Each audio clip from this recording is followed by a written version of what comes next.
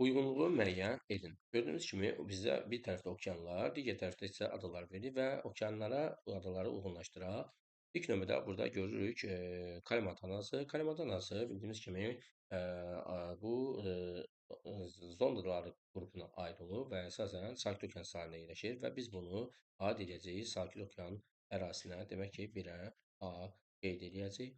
Şri-Lanka isə bildiyimiz kimi Hind okeanı arasında yerləşir, Hindistanın cənubunda və biz bunu üçüncüyə, yəni Hind okeanına biz Şri-Lankanı daxil edəcəyik.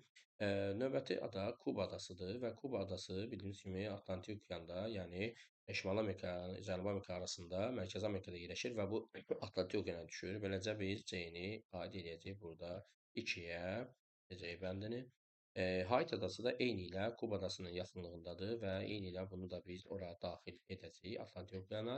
Tayvan adası kimi bildiyimiz kimi Çinin şərqində, yəni bu demək ki, Sakit Okean sahilində yerləşəcək və bura eyni zamanda biz Y bəndini də aid edəcəyik burada Sakit Okeana. Beləcə 1-ə A, Y, 2-yə C-dir, 3-ə B doğru bənd olacaq.